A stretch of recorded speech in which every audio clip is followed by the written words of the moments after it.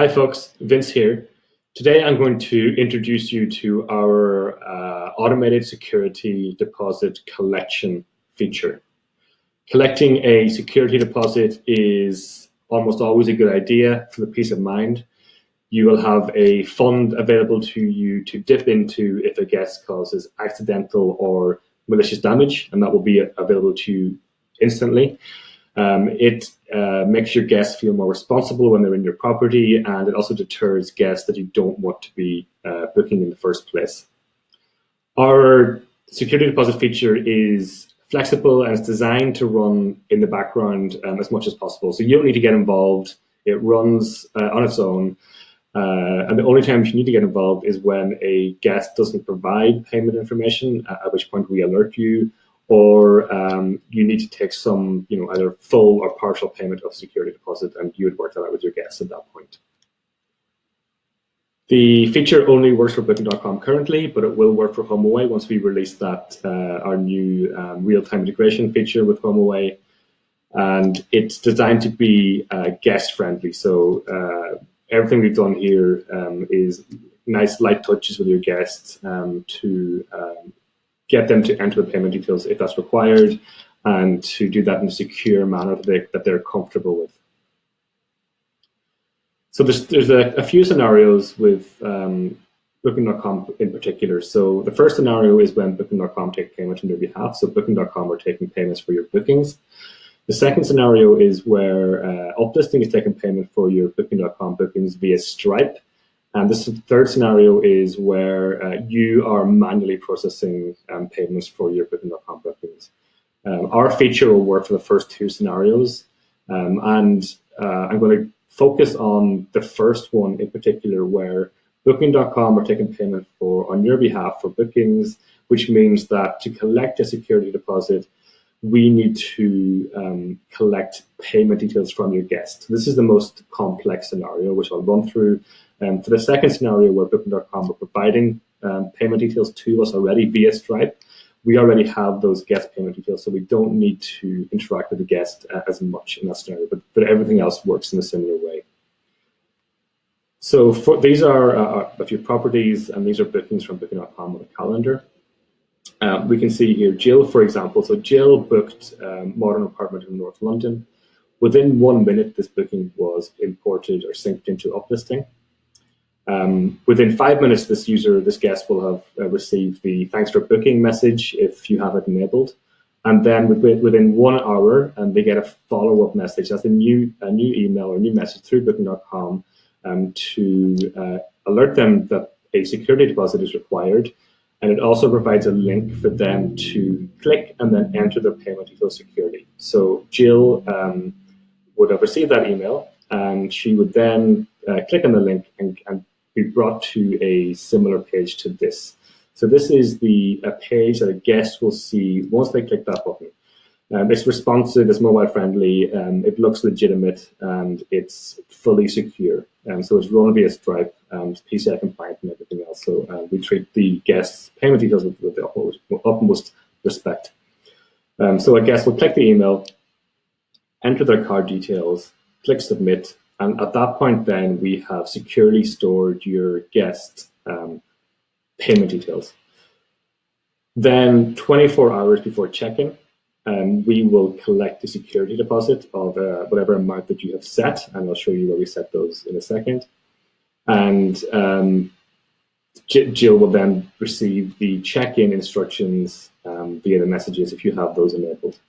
If anything goes wrong along that process, that flow, say that Jill doesn't enter her payment details immediately, then we will send 2 follow-up emails, 2 follow-up messages with a reminder to enter the payment details. And if they don't enter it within 24 hours of the third message, we will send you an email alert to say that this guest has not provided the payment details. Here is an example of a booking who has not provided their details. This was a last-minute booking that came in today. So for last-minute bookings, we will send the automated message to collect payment for the security deposit immediately. We will then check within a few hours if that payment has been provided, and if it hasn't, we will immediately mark it as status as payment method not provided on your booking, and you will get an email notification as well to say that this guest has not provided their payment details for the deposit. This guest will not receive the checking instructions, so they won't be able to access your property, and you can reach out directly to them to resolve it or to cancel that booking.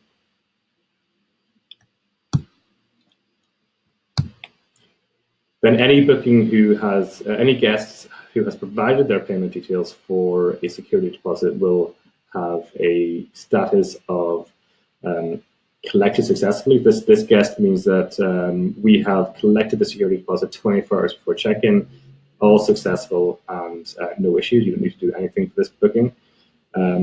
This one here, you'll see a status where we are waiting on a payment method. So this booking came in today as well. We're now waiting on a payment method to come in. The guest, as I mentioned, has 3 attempts over the course of the next few days to enter those details. And if they don't, you'll be alerted to it. Here's another guest who has provided the correct payment information. You'll see here payment method provided, and the security deposit will be collected within 24 hours. The way that the security deposits work, or how we take payment, is there's 2 options, and they're both set automatically. The preferred method of collecting deposit is just by processing a pre-authorization of the card.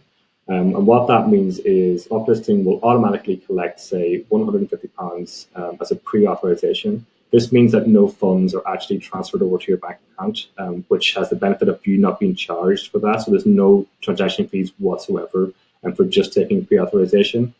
Then if you need to take some payment from that booking, from that deposit, you can. And at that point, then you're charged the transaction fee via Stripe.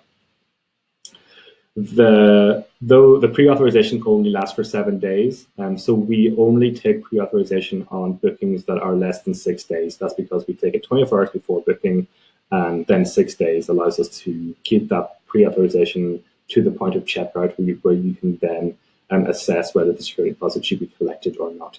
If you don't want to collect any funds, that pre-authorization will be released automatically. You don't need to do anything. In a scenario where the booking is 6 days or longer, we will take full payment from the card, and you will need to refund that directly to the guest at checkout, unless you want to hold some back for security deposit. We have a number of guides created so that you can see how the deposit works in more detail. So I won't go into too much more detail now, but you can check out the automated security deposit guides, where we have an introduction here that kind of explains everything. We have diagrams that explains the flow in a bit more detail, so you can understand the 2 different scenarios that it works with. And we have the guest experience here, so you can understand what happens to the guest. You can see what the screen looks like, and the email that we sent or the message we sent to the guests as well. As for setting up the security deposits, it's very straightforward. You go to the Automate page, there'll be a new screen here for security deposits, and this is where you set the amount. So you can have a different amount for each property, and you can turn it on and off for each listing.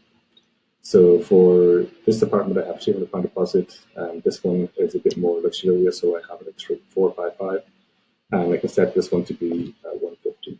So once you enable this, it will every single booking that comes in from now on will be asked to pay the security deposit. Likewise, you can set up an automated. So when you add more properties, so you're a property manager, you add new listings all the time, you can set a default deposit amount to say 200 in whatever currency the listing is in, and enable that for all new listings. So whenever you add a new listing, by default it will be 200, for example, and then you can come in and change that to whatever you want when you have more time.